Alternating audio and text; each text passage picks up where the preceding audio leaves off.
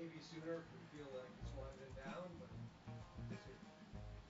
How's that sound, guys? I can hear it just fine.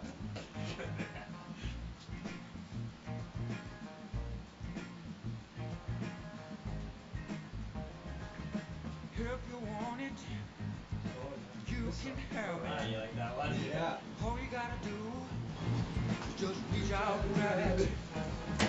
If So you Guy is want 1, it, Sean is 2. you can have it. All you got to do is just reach right out and grab it. Step on up, step into your power. Step on up, step into your power. You're good, Guy. Okay. Step into your power, baby. All right. Love that song, Paul. Thanks. Yeah, you may notice I'm sitting here and Paul's not. My name is Guy Page. I'm editor of the Vermont Daily Chronicle. You're watching Friday at 4. That's Paul sort of in the corner. Hi, Paul. And we are here in sort of the office outside the studio, and it is the model car. What do you call that, Paul? Classic, I think. Classic car show for the Northfield Labor Day, kicking Motor off show. the Northfield Labor Day, the motor show. And there are all sorts of bizarre-looking, cool cars outside. And really glad you're here. You can check in on. Please feel free to make comments on X, and we will take your comments. We will not be taking any phone calls today because I don't have a firm grasp on the technology, even though I'm sitting here in this chair. We are being helped out, thank heavens, by our intrepid engineer, Caleb Morvan. And with us here in the studio is a born and raised real Vermonter who's running for lieutenant governor. His name is John Rodgers. And there's John. Yeah. Hey, John. How are you, Guy? Doing pretty good. So, John, the question I'm dying to ask is, what was your first car? Well, interestingly enough, my first car was a truck. Not a real truck. It was a little Ford Courier. And back in the day, and I'm trying to remember what year that truck was. I want to say it was like a mid-70s, and somebody had decked this thing out. It was bright orange with pinstripes and fender flares and a hood scoop, and this thing was decked out. And I later found out my cousin had a Ford Courier very similar, but his was a plain Jane, and mine always had way more power than his. Okay. And somebody went through the extra work and balanced that little Ford Courier motor. So mine was hopped up just a bit, which it still didn't have much power, but I loved that little truck. Oh, cool. Yeah. Cool. They did that with pickup trucks. I know I had some friends in the 70s where that was exactly what was going on.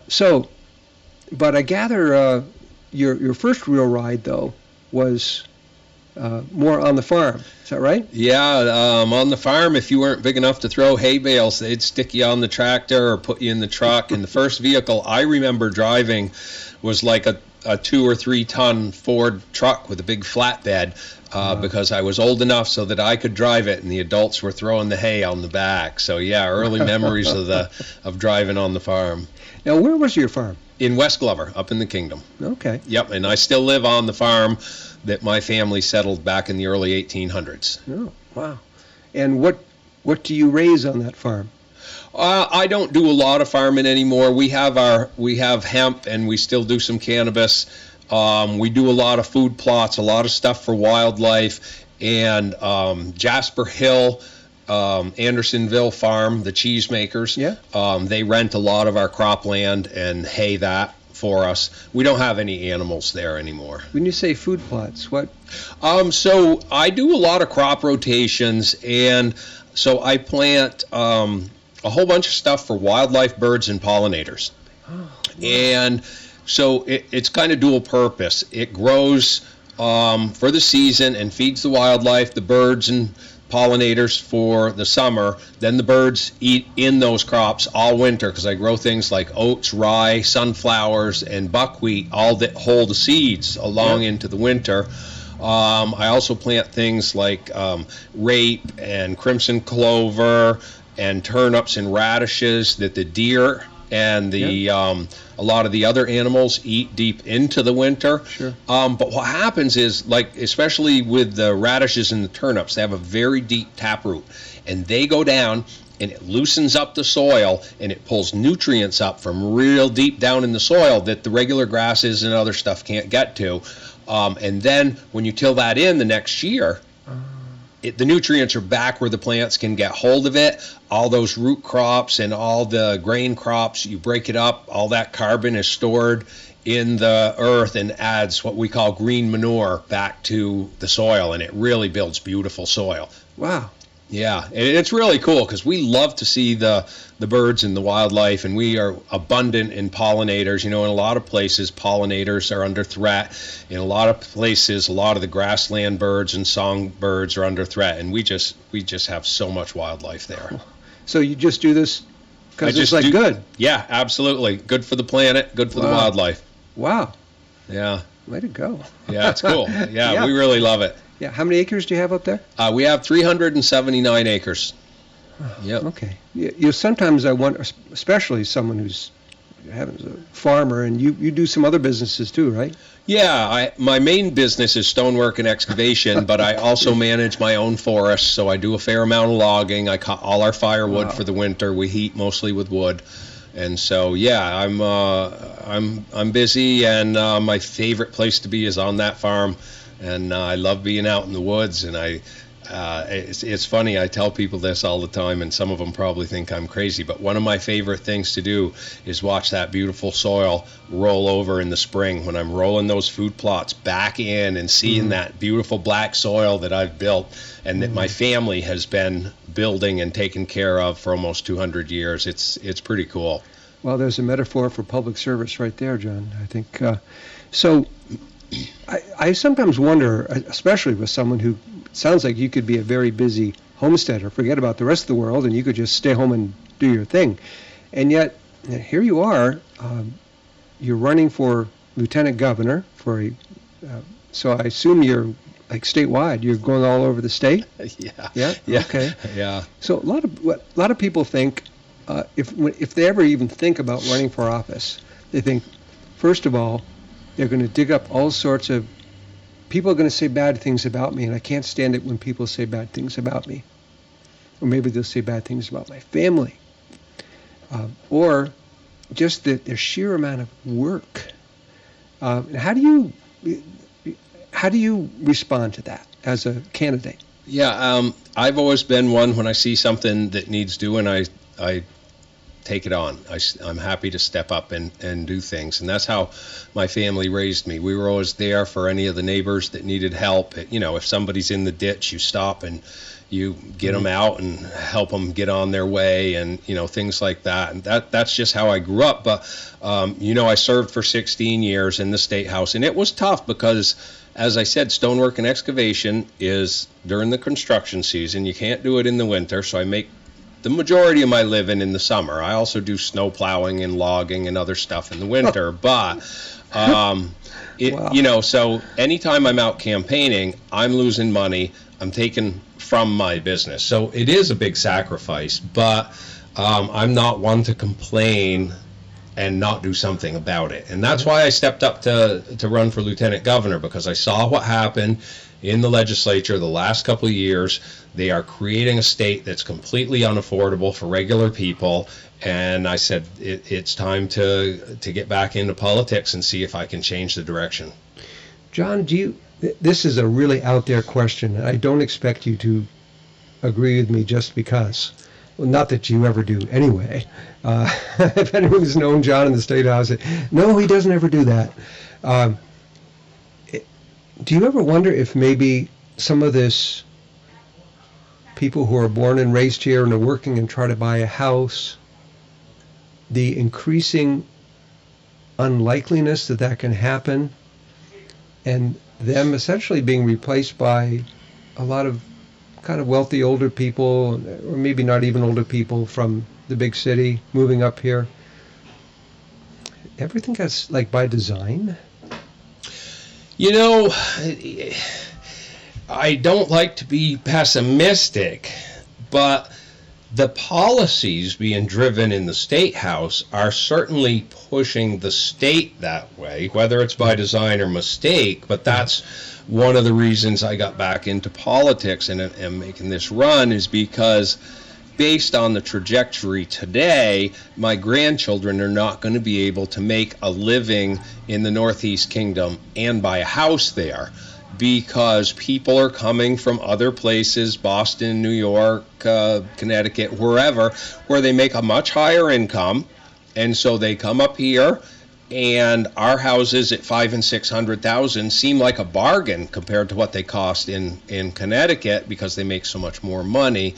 And it's driven the housing prices up, and then the cost of building a house is outrageous. My son is building a house right now, and they both have good jobs, but it's still going to stretch them. The house, by the time they get in it, and we gave them the land.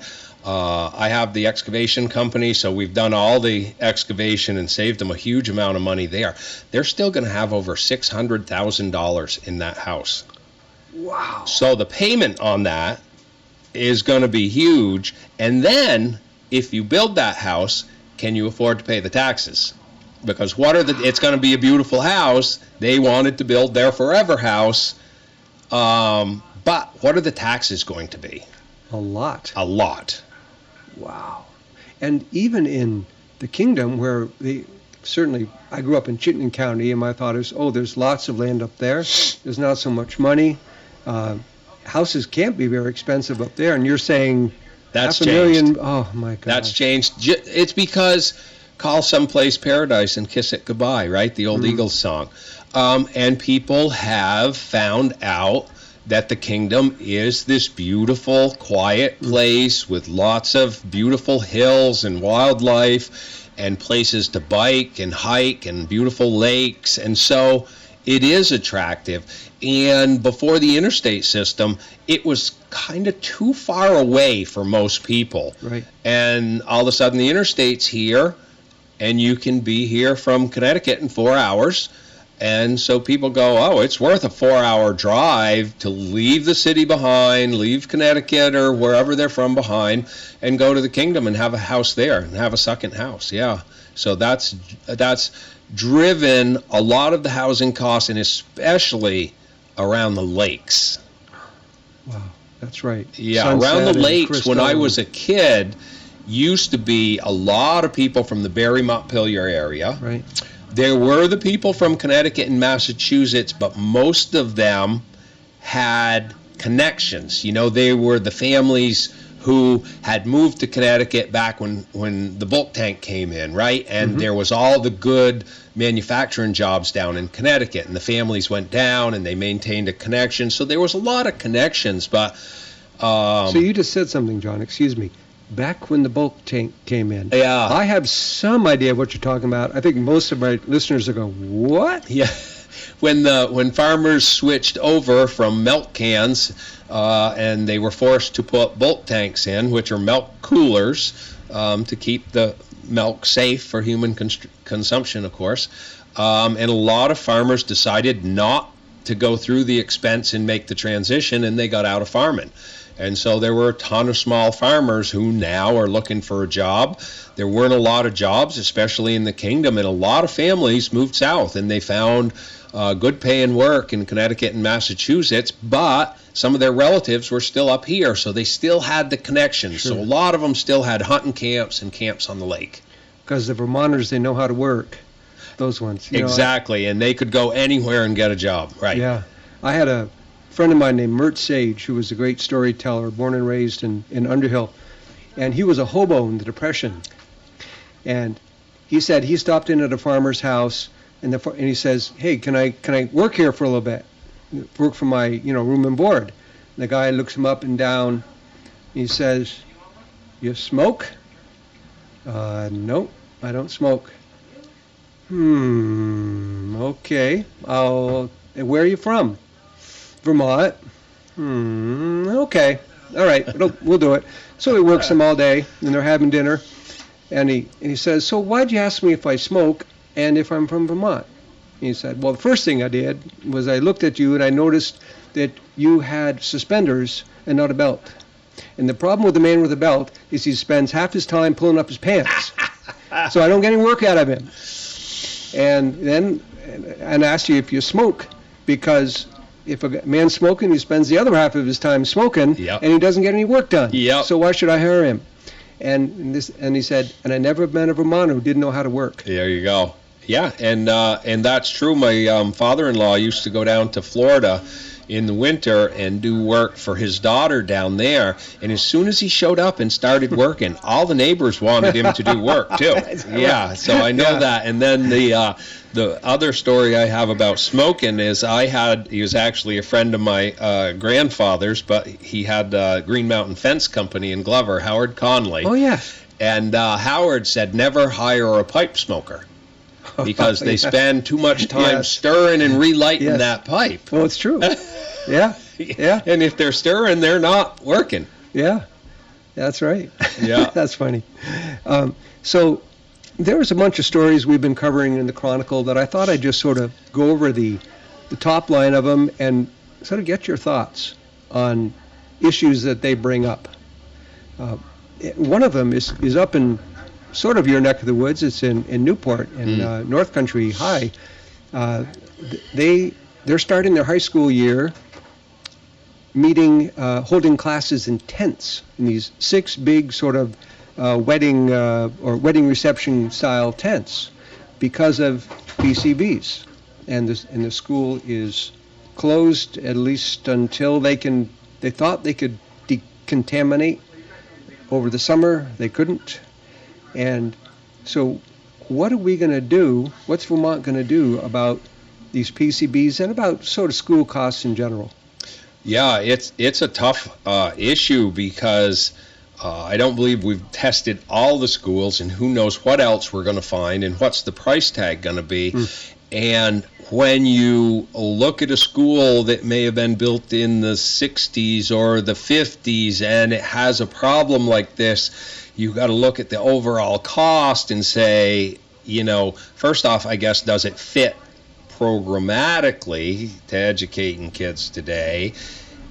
Is it going to cost us more than building something new? Are we going to spend all this money and still have a school that is substandard? It is raising some tough issues, and we all know that Vermonters are fed up with the property taxes and the massive increases in property taxes. We know that we have deficient schools all around the state. As I said, most of them were built in the 50s and 60s. A lot of them haven't had much maintenance for a long time. My recommendation, I think there's been 38 studies on education funding in like the last 20 years. It's a ridiculous number. Right. And another one ongoing. And another one on the way. Right. And it's just been a failure of the legislature to deal with the issue, because it's a hard issue. They're hard choices, and there's going to be winners and losers, so they're going to make some people upset. But right now, everybody that's getting their property tax bill is upset from the people I'm hearing from. Everybody is going, how can I afford to live here?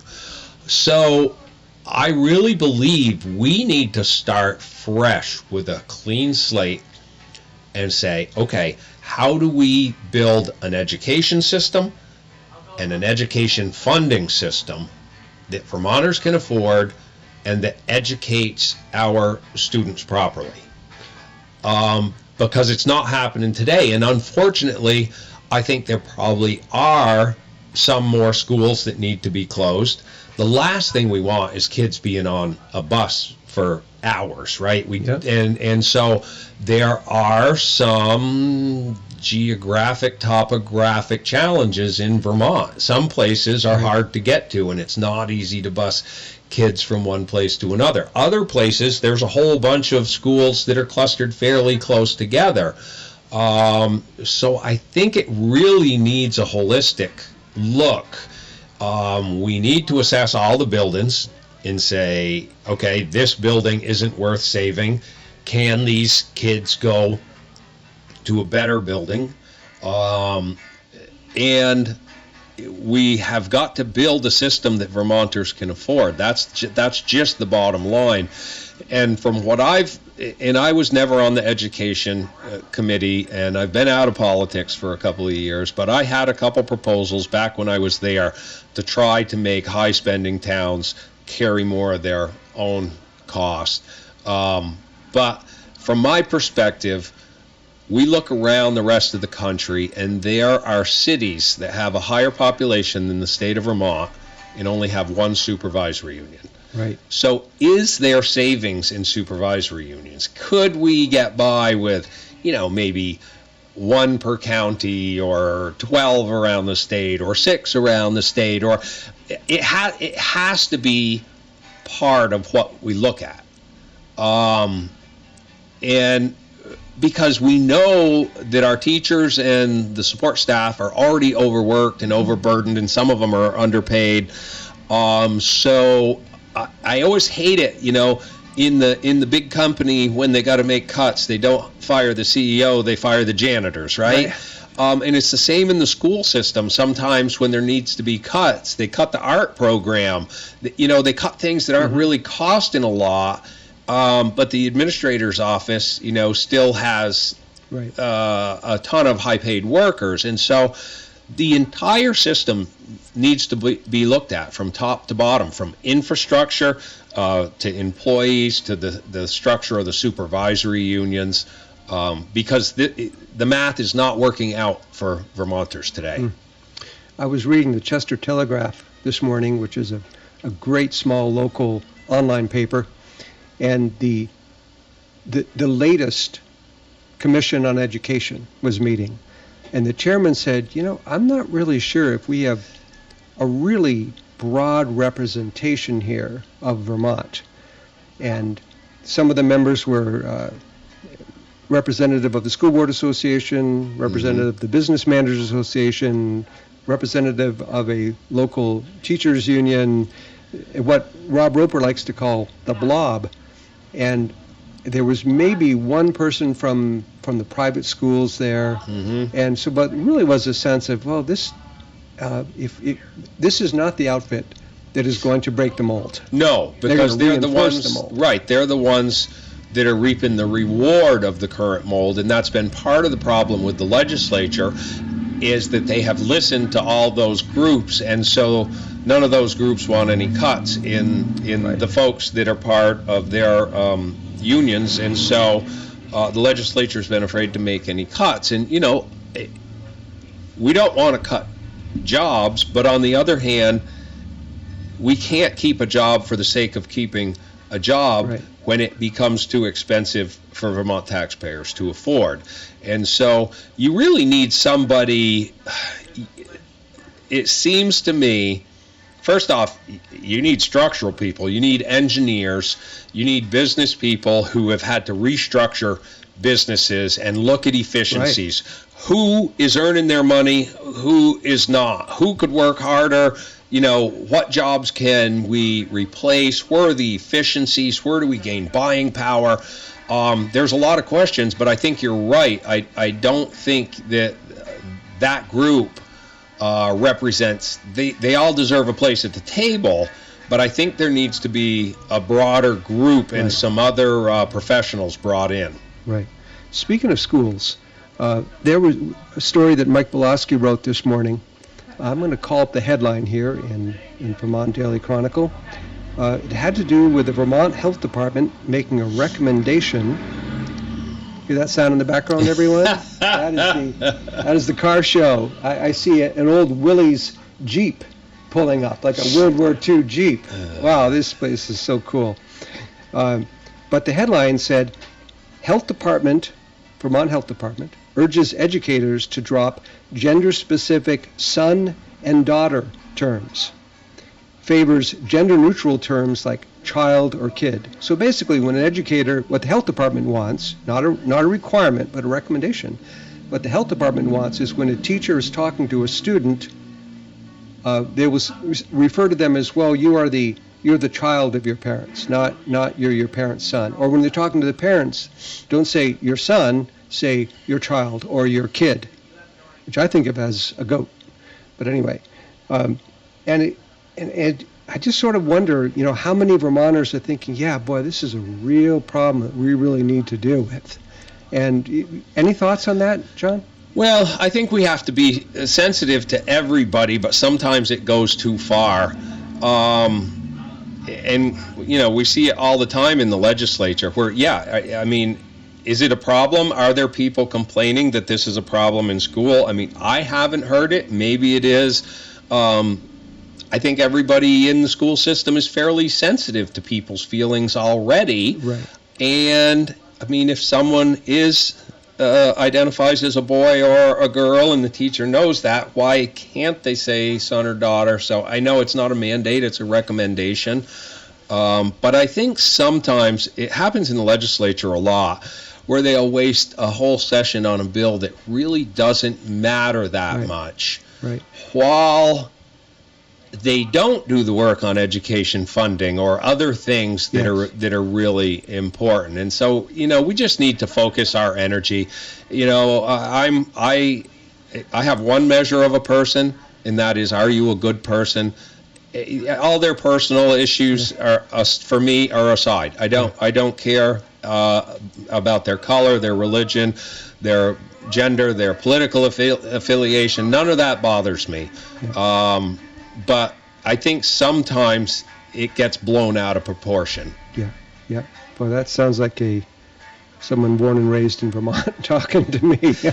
I was raised by a family that lived by live and let live. Yeah. And my only question about people is, are you a good person? And if they're a good person, I can accept them.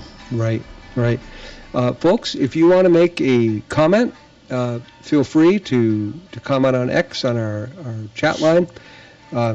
Also, no calls here because I'm not set up for it. We do encourage you to subscribe to the Vermont Daily Chronicle Facebook or X page. Good way to make sure that you always receive our feeds, our podcasts. So another issue that we were writing about this morning, Paul Bean actually wrote up this story, that you may remember that the state passed a $120 million payroll tax for childcare. And we reported a couple of weeks ago that one of the aspects of that is that in addition to passing the tax, they said, well, we're going to at least sweeten it a little bit. We're going to make it so the child care companies can't actually raise their rates above a certain cap. So you at least sort of have rent control or whatever. You have a rate control. Well, and they passed that law. Okay, we're going to collect the tax money, but we're going to at least kind of set a cap on the rates. And early this year, the legislature repealed the rate cap. So these parents, not only is everyone paying out $120 million in payroll, but the parents have no protection from rate increases, which seems to me a little kind of Indian giving. Oh, well, that's probably a politically incorrect term to use, but it seemed to be sort of taking away one of the perceived benefits of the bill. But the story we wrote about this morning, John, is that apparently, whereas most employees are paying, the toll tax is 0.44%. Employees are on the hook for a quarter of that, 0.11%, which is not very much money. But the fact is, it's going to ratchet up. That's what we're worried about. Sure. Yes, but the state employees have negotiated with the state of Vermont so that they don't have to pay that. The state employees union, that is the 6,000 members of the state employees union, are not affected by that payroll tax. Yeah. Beneficiaries of it, no doubt. Yeah. But not affected by it. And just wondered if you have any thoughts about that. Yeah, I think it's a bit unfair when you treat any one group differently than the rest of the general public. I think it's really, that's where you get into trouble. But, talking about child care, back when I was still in the House, they made all the changes to child care that drove so many of the folks that had been taking care of kids for years out of business because they couldn't comply. And it created a huge problem. We had a ton of wonderful people who took care of kids in their homes for many years. The parents who used their services absolutely loved them, and they were basically forced out of business because they couldn't meet the criteria, which has just exacerbated the child care problem. There aren't enough places. The cost is immense. I have one friend who has 2 young girls, and he told me they're paying nearly $40,000 a year for the 2 kids to go to child care. And they're lucky, they have good jobs, but there's a lot of Vermonters that don't make that much money. And I can remember when we had our second child, my wife was office manager in a doctor's office, and she was basically working for child care. We did the math. By the time she figured her travel expenses and the child care, she really wasn't making any money. So she got done work and came home and took care of the kids until they got into school. And I'm telling you, it was tight for a few years. One income, 2 kids, mortgage payment, and everything else that goes along with it. We lived pretty tight there for quite a while, and then the kids, got older. She got back into the workforce, and it all worked out okay, but it is tough on families. Yes. What's the solution for that? Ooh, I don't know if I have one today, but it is certainly, it's something that needs a lot of work, because we need these mostly women to be in the workforce. They want to be in the workforce, and they need a safe place for their kids to go, a quality place where they know they're going to be, reading books and learning things and expanding their mind, and that they're safe and they don't have to worry about them. And the other oxymoron is that most of the child care workers really don't get paid a livable wage. A lot of them are just barely making it, yet child care is so expensive for the people that are paying for it. So I can't say as I have an answer to give you off the cuff, and it's something that I'm very interested in and very interested in working on, because it's so essential for young families. Yeah. Speaking of working on, I don't know if I've actually said, so our guest here is running for lieutenant governor, former state senator, former House member. And what does a lieutenant governor do? What's the importance of the role? Well, I think it's actually more important than a lot of people think it is. Yeah, and from my perspective, and if I get elected, I'm going to try to make it into a position that'll be different from what I've seen. Your main jobs are presiding over the Senate and helping with the committee on committees, appointing people to their various committees, senators to their various committees. So tell me more about that. Yeah, so you're one of 3. There's the pro tem and the lieutenant governor and a member of the Senate at large, which is voted on by the other senators. So there's 3 people who choose what committees each senator goes to. And that had been for, so many years, my neighborhood grocer in Mount's Bay. It had been Dick Mazza. Senator Mazza was there forever. Yeah. And what turnover in the Senate this year. Yeah, and what a loss of institutional knowledge. Wow. Yeah. Yeah. Interesting to see how that all that shakes out, certainly in the kingdom. Do you have any sense of how that's working out with Sam Douglas and No, I think that's a race to watch. I mean, Catherine is she has connections to tons of money. She's raised a huge amount. I think Sam's finances are small in comparison, but he's working very hard. And I think there's a lot of people in the kingdom, at least the folks that I'm talking with, that are frustrated about the direction of the legislature. Yeah. So I think that's one to watch. That would be, to me, be a real bellwether election, because there you have a guy, young guy, local, not much money, but working hard. And if his message, the one you just talked about, Right. really does resonate, I mean, people are already saying, okay, no matter what, I'm voting for cost control here, then she could have, and here I am, this is terrible, blanking on her name. Catherine Sims. Catherine Sims, right, whose great-grandfather, by the way, was an admiral. Oh, really? I didn't know that. In Okay. World War I, he was like one of the Ah. commanding admirals of the U.S. Navy. Wow. Yeah. Yeah. And his grandson, was when I grew up in Mallets Bay. We used to walk over from Dick Mause's store to the Mallets Bay Boat Club, where we had a boat, and they had their boat, the Sims. So yeah. I sort of, when I ran into her dad, and we sort of looked at each other. Yeah, it's been a few years, but yeah, haven't seen him. So anyway, yeah, that's going to be an interesting race. And the other one fascinates me is where I think the GOP has a very good chance of doing a pickup is in Caledonia County with Scott Beck. Yep. Yeah. What are your thoughts on that?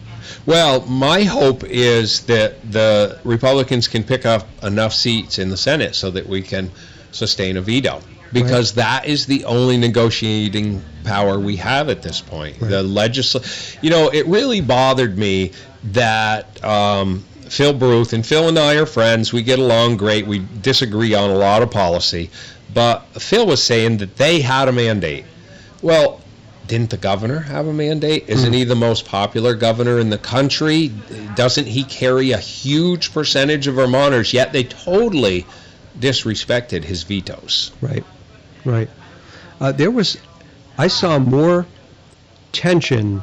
I've been a reporter in and out of the State House for 15, 20 years, and this year, more tension between the governor and the legislature than I've ever seen. And it wasn't just the legislature. I saw Phil Scott looking very un-Phil Scottish, very, very not calm. Well, it's got to be frustrating.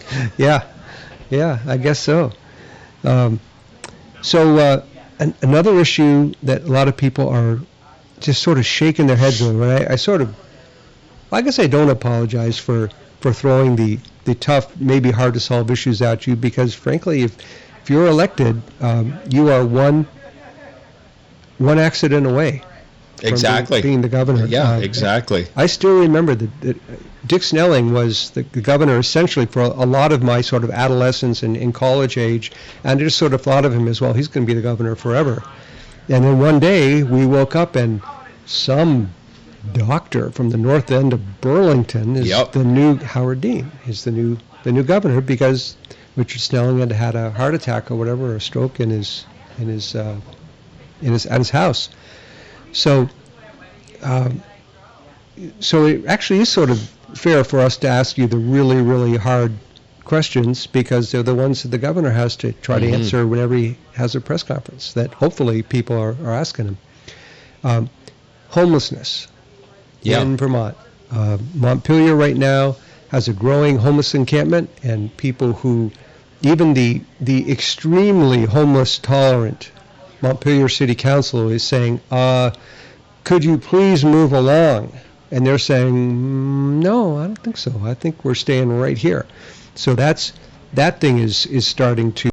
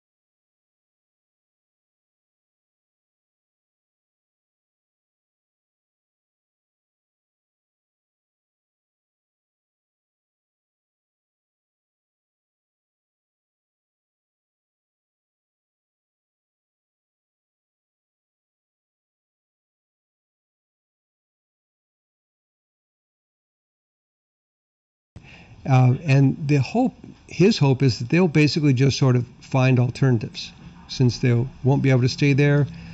Plan B. A lot of folks do have some kind of plan B, and the homeless advocates are saying, actually, a lot of them don't, and we could be looking at more chaos. What is the best approach for that? Well, as I said, it's going to take a lot of cooperation throughout state agencies.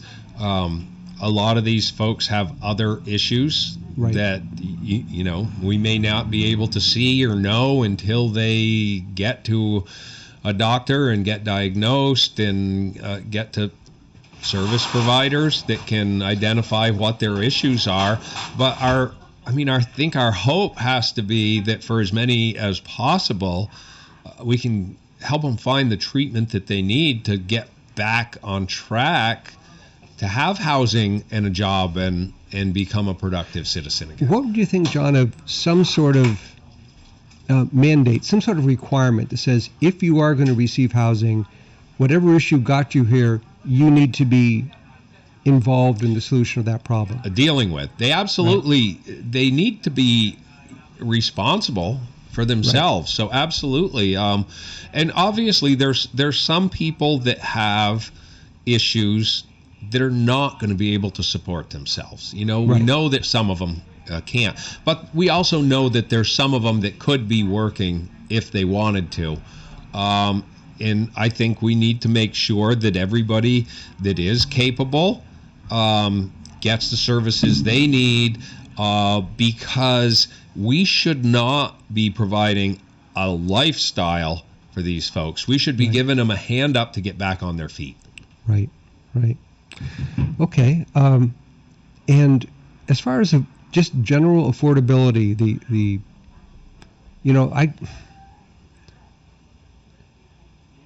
I worked my early professional years in Chittenden County and was always able in my 20s to afford an apartment on a reporter's salary, which, believe me, it was even far worse than it is now, and it's still lousy. Yep.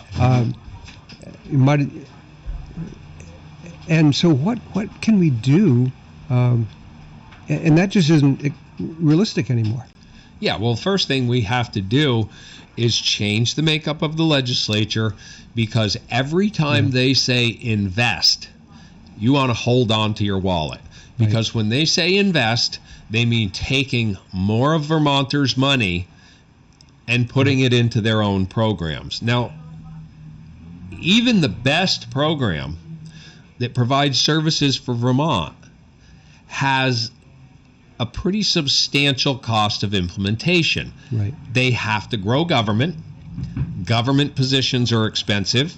You have to house those government officials, so it's more office space, it's more computers, it's more health care coverage.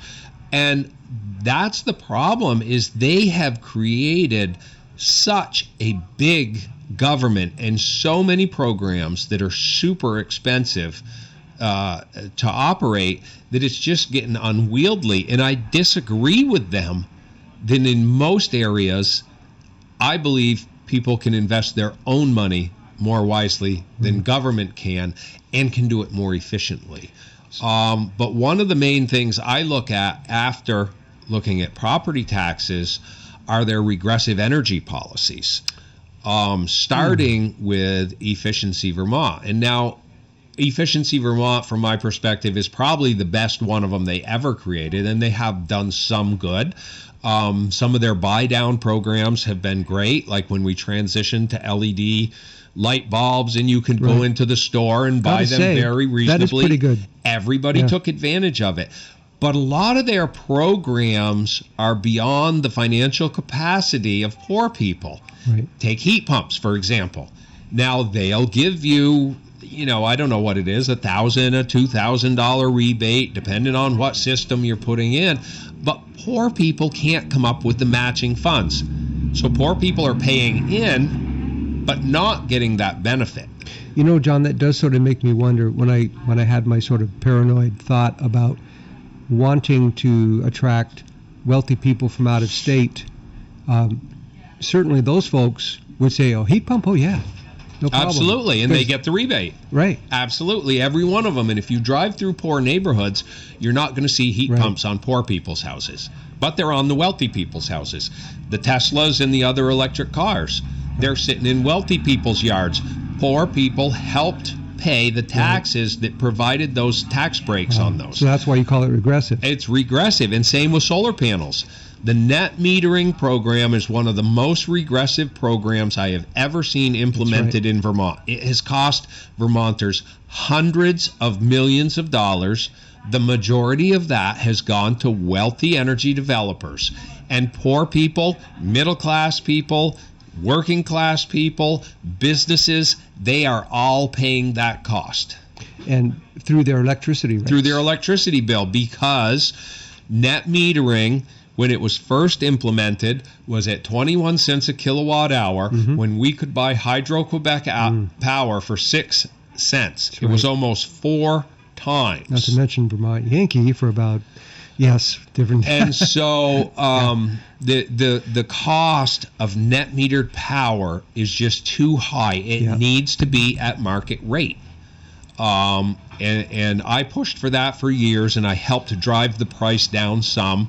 But net metered power needs to be at market rate. Poor people should not be subsidizing wealthy people's solar panels. And Department of Public Service did a study, and they said the vast majority of net metering people are affluent white people. Go figure. Wow. It's not poor people. Who just happen to be their voters as well. Yeah. Exactly. And then the other thing, and I believe this is, it's not illegal, but it's corrupt. Okay. Those energy developers all donate huge amounts of money to the people in the legislature that are forwarding these bills. Yes. It's there in black and white. It's on the financial disclosures. Yep. That's very true. The name David Blittersdorf turns up in large amounts. Exactly. The fellow who's done a lot of wind turbine and other Matthew other Rubin stuff. and Kriya Lintelak and all the folks on the board at VPERG. And so from my perspective, it is corrupt. They are all getting rich on those policies. Wow.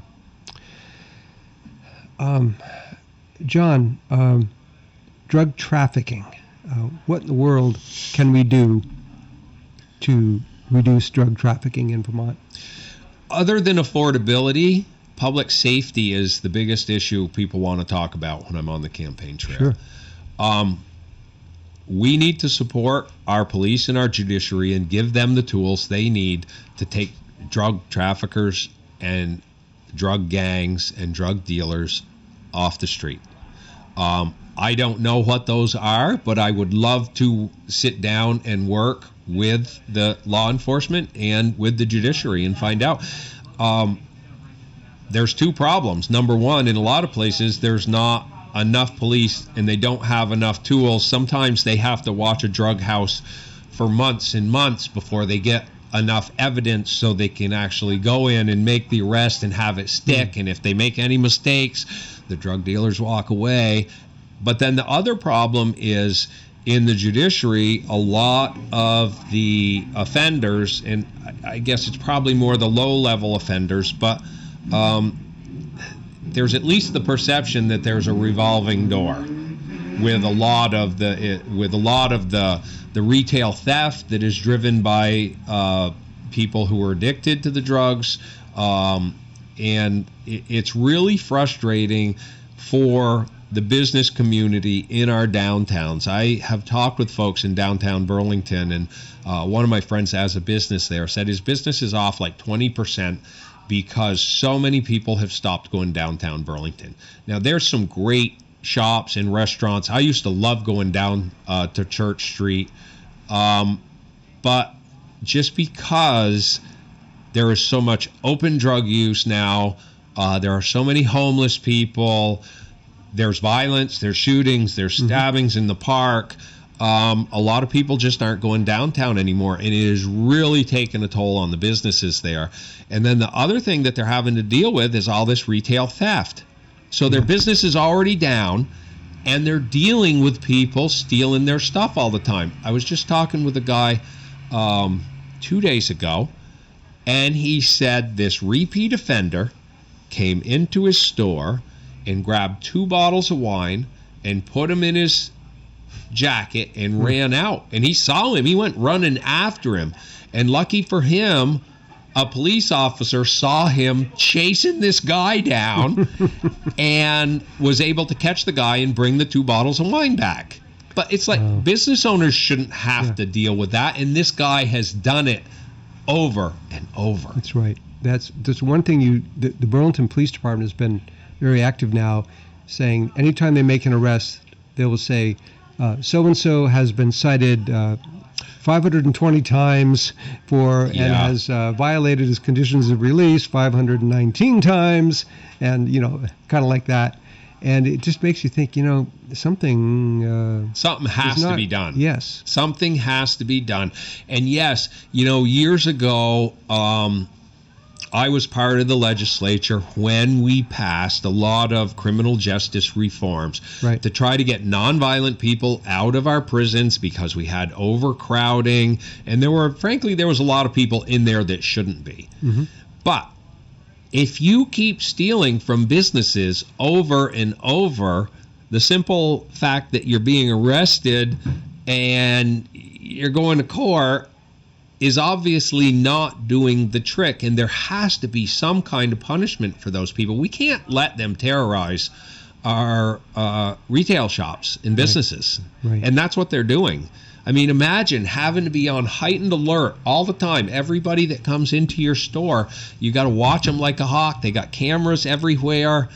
I mean, they shouldn't have to deal with that. You'd like to think that maybe they just like to have customers come in who they can serve. Right, exactly. Exactly. People they can trust. Wow.